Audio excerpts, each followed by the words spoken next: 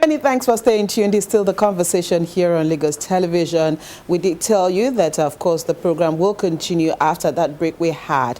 Well, part two of the conversation this morning, we'll be taking a look at the recent presidential pardon and clemency granted to some individuals in Nigeria by President Bola Tinubu.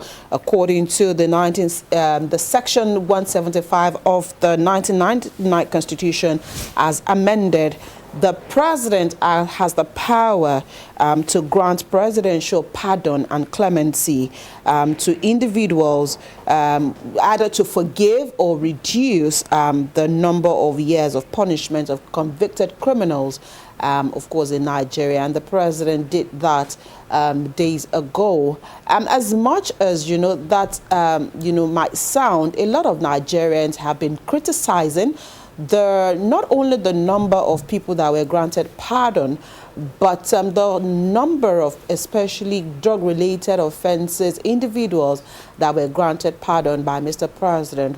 Also, one particular individual that was granted pardon, a woman who was said to have killed her husband and who was serving a jail term. The family of the man have actually come out to say, no, we do not, agree to that pardon because she actually committed a very heinous crime and she should be made to face the music. So what exactly does this portend for us as Nigerians? We've always said we need to punish bad behaviors. And of course, when punishing bad behaviors and then we're beginning to pardon some people, and then, it's beginning to look like, okay, what exactly is this all about? But let's bring in our guests this morning to help us weigh in on this conversation and find a balance to what exactly this is all about. We have Omoba Adeyinka Oyediran in the studio this morning. He's a social commentator. Omoba, thank you for being on the program this morning. And of course, I did ask Omoba, where are you going that you're wearing agbada this morning? All right, it's an Omoba, so he needs to carry that. Omoba, of course, this is enshrined in the Nigerian Constitution. The president has the power to do what he did, to grant presidential pardon and clemency to individuals, either criminal who've committed criminal offenses or vice versa. But from that list, from what you saw in that list, were you happy with what you saw on the list? You were happy? Very happy. All right. Why? Yeah, thank you very much. The president has the constitutional right. Right. He has that presidential power, that executive power to do certain things.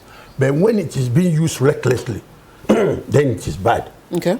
It could be bad, it could constitute problem, it could bring about disparity among people, it could bring bitterness. But when it is used constructively, wisely, the way Asiwaju Bola Tinubu has done now, I am happy about it. Because when you look at it, in various categories, one of them, I will talk about the foundational pillar of this Nigeria as a nation. Yes, of course. When you look at it, it brings about integrity. It brings about strength and hope in people that will be interested in salvaging Nigeria from whatever position we are. At that point in time, it was the disease that was on our land. Because at various stages of life, there are different. When you look at the Bible, when Jesus Christ was sent to the world, it was a case of so many diseases which he has come to heal. When it was a terrible situation that people were not happy, it was Solomon that came and was singing.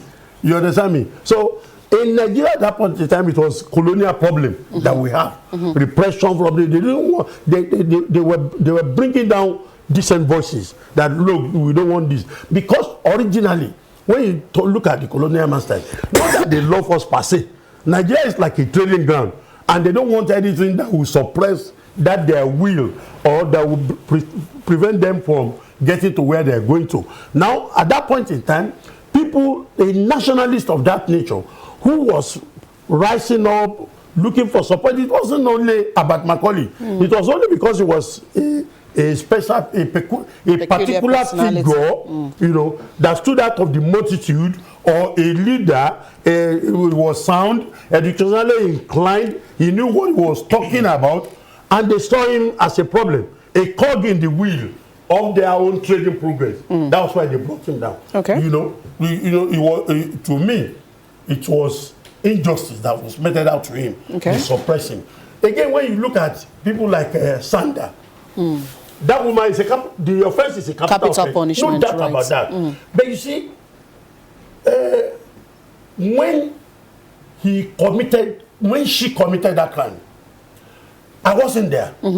It was what was witnessed or what was reported, and the court now decided. Look, sometimes justice at times it needs both sides. You need to look at it critically. I'm not saying she was right to have killed, but the fact is that the man had died. 2 children are involved. What is the fate of those children?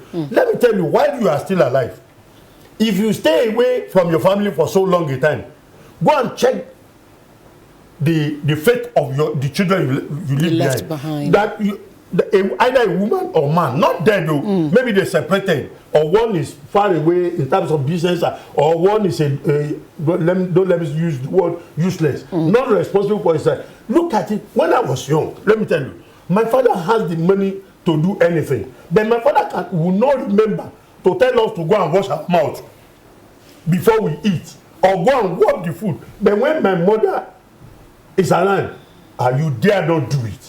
Amaba, I'm happy that you used the word reckless the other time. Yes. Is this presidential pardon and clemency not reckless when you look at the case that you just cited now, the case of Miriam Sanda, who was alleged to have killed her husband? We are playing emotional game here. And in fighting crime, how do you do it in such a way that you don't end up creating conflict, which is what this list is generating now? Okay. Let's look at it from this angle. The man is dead, yes or no? How do you think his family will feel? You know, of course, I know they will not be happy. But I would rather say there should be a committee. Remember what they did in South Africa? It was more or less a kind of restitution and this and that, which brought about Bishop Tutu. There are certain things that were real, that these people committed this crime. You see, when there is wound, we need to heal it, no doubt. But we can all equally have another committee that will go and talk. Look, 2 people are involved, 1 is gone. The 2, if you ask those children, they will prefer their mother being around after the loss of the father. You understand me? So don't you think it may affect who is that person that is going to provide that parental support that will take them from wherever they found themselves at that point in time to get to the zenith of whatever their career is. I am saying that the woman has committed the crime. She did commit the crime, and she committed the crime. She was punished. It was exhibited. The whole world knows that she's a criminal. But can 2 wrongs make a right? No. Can we say because she committed that crime, the children will now suffer? I am telling you, in the Nigerian setup, when the 2 parents are not around, my darling brother, the future of those children are bleak. I'm not saying she can. I'm an orphan and I'm here. She's an orphan and she's here. An orphan at what age? Then the environment might have favored you. Environment might have favored you. You might have won what do you call it? Scholarship. No. I'm not He's just saying. I'm not saying it's completely right, but I'm saying that in this phase, I would prefer that should be released. She should be released. You know, she's already blacklisted. Right. I have said this, that we should have our own Guinness Book of Record where we blacklist certain individuals. people, and they are not entitled. There's something we call bailable capability. When you jump bail, you don't have bailable capability. You can't bail another person. So in this, we can set up certain things that will debar that woman from living the way she ought to have lived if she had not committed that crime. But how would they support a situation where that one would now destroy the two children? The children. Yes. All right. So, for you, especially in Miriam Sanda's case, exactly. Her children's future for you is more important. Where the man, Yoruba will say, where the man could not get to, where the woman could not get to, the children. Look at the former president of America, who was partly African, was his name? Obama. Look at when you see the setup of the original family from Kenya. You understand me? Can you compare? And the man got to the zenith of whatever he was doing, and we're saying the world power at a particular point in time. I would say first citizen of the world. That's where I would tag him. Okay, Amoba, yes. There's something before me here. Yes. It's like a poll that has curated in percentage the crimes and the number of people, or percentage of those that the president granted either clemency or pardon. Okay. And it seemed like what we have as the highest is drug-related offenses, carrying a huge number, 70 people, 70 individuals, about 40% of the number. That was the problem. Right. So let's talk about that. What does that really portend, especially for an agency like the NDLEA that is working so hard? It is going to, in fact, it might debar them from performing. From performance of the highest of that, which that man at the end of affairs, who was a retired person. Right. However, he too might have gotten one record or the other. If he had been, let me tell you, they say, I'm a Muslim, but I read both Bible and Quran. There's a portion of the Bible, I think Romans 5:10 or 10:5. He said, he said, at a time when we were enemies of God. In other words, if we had been destroyed, if crimes that Mawa had committed in the past, if he had been destroyed, probably what he's doing today might not be able to do. However, I am not comfortable with the numbers of drug-related pardon. Yes, I am not. Reason behind it, not too clear to me, and it is not a good development. For instance, we could have borrowed leave from the Chinese people. If they commit such a crime, they see them as virus. Instead of that virus to infect others, they put them aside. So, in that particular one, I am not too comfortable. Maybe we are citizens. To me, president is our employee. So we can dictate. We can ask questions that, look, on this case, so come and tell us, or the committee, because I saw the committee, the comprises of notable, but depending, sometimes government gives you instruction on what to do. Give you guiding principle. What they have seen, I have not seen it. But on the ordinary side of it, I'm not comfortable with the issue. Because when you look at the multiplier effect, the ripple effect of that, on the society, in terms of crime committing, then again, the ripple effect of drugs, especially in the lives of our youth, our future is being destroyed. So we could have seen it as a capital offense and destroyed them immediately. You understand me? In that area, I am not comfortable at all. Okay.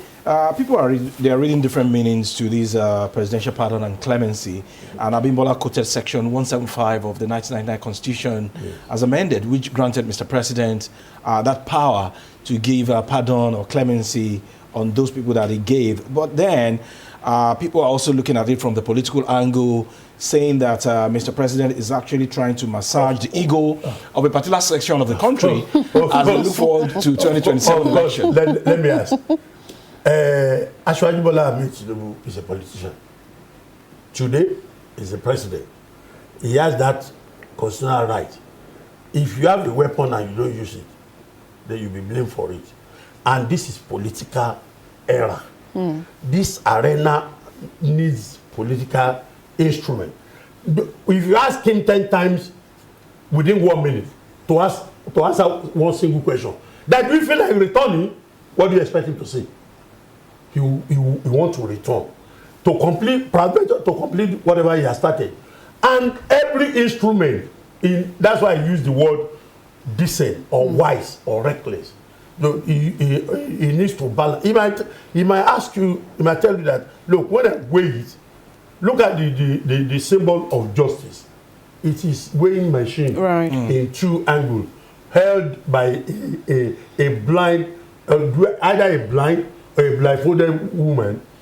What they do is to put your crime here and the better part of you here, whichever one weighs. So when we use that balance, maybe we ask him question, ask him to come and we can bring a debate, ask him to come and defend why that one has to be done. If that one is better, look at the issue of standard that we are discussing. Some people, if I'm a member of the family of the man, I may not be able, I will have this in mind, but I may not be able to say it because they will ask me, peradventure you are the father or you are the junior brother. So that's why I'm saying that the two sides of the coin has to be looked at. Like I said, that the president is our employee, we are the employer. If you have the capability, let us ask him question. But to me, I believe he must have, especially looking at the caliber of people that were put. He was not the one that did it. He might have given them guiding principles, no doubt about that. But you can see people from, why couldn't they say no to those or pull out? So that's why I'm saying that what they have seen, I have not seen it. But then they have seen more than what I've seen. Oh, you saw the politics. Yeah, I saw the politics. No doubt about it. Especially this time, if I'm in the shoe, I will you do same.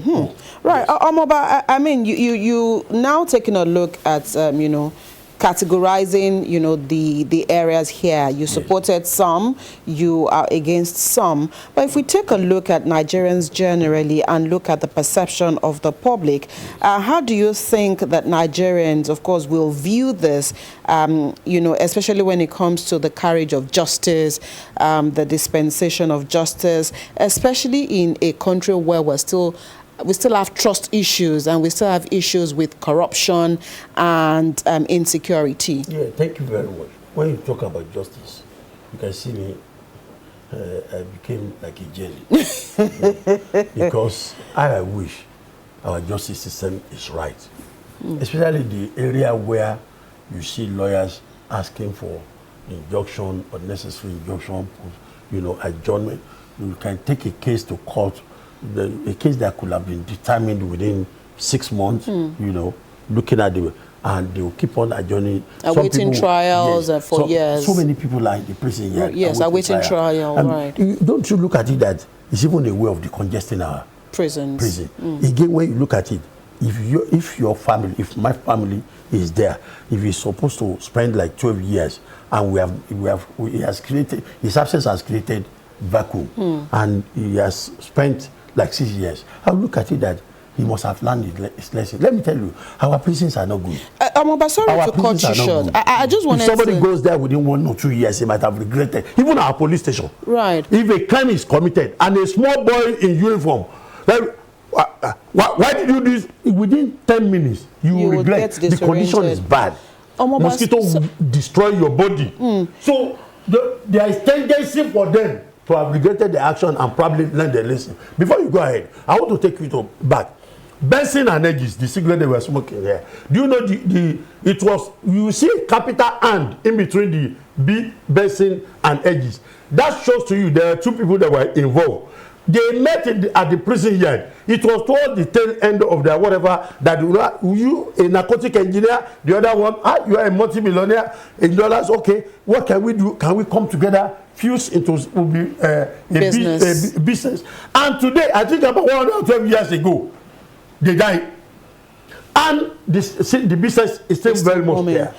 Are we saying that there's no benefit from there? Some people might have learned their lesson. Coming back to the system, probably they will come and contribute their quota. A nation should have the spirit of forgiveness to be able to build the future. I know the trust has been is amiss, but maybe this is actually some perspective of bringing the trust and building bridges and probably bringing national unity. Sorry, what I was going to ask you earlier, sorry Jibola, just to buttress that point, would be that, that committee led by Lateef Fagbemiese and the Attorney General of the Federation, that, curated this list and brought up this list, wouldn't it have been better if they had gone ahead to do a proper finding, and you know, that list should have been made up of more people awaiting trial for miscarriage of justice or having not been able because to there are many there. Yeah, so shouldn't that have been there. We need a committee to go into the system that priority, yes, rather than, you know, all of these names that we had on that list? I agree with you. But let me say that an era starts somewhere. Maybe this is the beginning of an era. Now they have done this. All the shortcomings could be outlined, and we find it. You know, sometimes you might have a committee. You can also have a supervisory committee again to look at what they have done, to do the check and balance. No, this area could have been better. So the next batch, or the next time they're going to do source, I believe there's going to be improvement. Because, like Riley said, you see some churches, they have this prison services that they go to, they go for. You know, on getting there, I do follow there at times. You see somebody, because he could not pay certain amount of money, which is within, let me say, maybe 100,000 naira. Look, I was at a prison here in Abeokuta. Somebody is languishing there, all because they couldn't find his file. The police that was handling his file is no more in the system. Nobody could find it, and because there is no file to treat his case, he's in prison. He's lying down fallow there. I learned he has spent about 15 years there. So we need more of this. Maybe this could stand as test case. You know, it's a murky water. They need to tread it gently. Softly. There is no part this government will take, or the president will take in this regard, that there won't be any complaint. As people are saying that don't release them, the same way some people are happy that their head of the family or pillar of the family is returning back home. Some lives have been wasted. Right. As a result, certain lives have been diminished as a result of the absence of some of these people. So we need to look at it, you know, balancing it. Okay, I do agree with you that we indeed need to build a future and, of course, preach the spirit of forgiveness. But then, when you look at the far-reaching implication of these steps, Abimbola quoted a particular data the other time. 40% of those that were forgiven by Mr. President were drug peddlers before now. And I told you that I'm not too comfortable with that. So let's look at the implication of all these on our youths. We go on streets and we see the way our youths are using drugs and all sorts of substances. So is this not a wrong move, and what will be the consequences of this at the end of the day? There is a solution to it. I want you to look at the international angle of it. Some of them are foreigners. You understand me?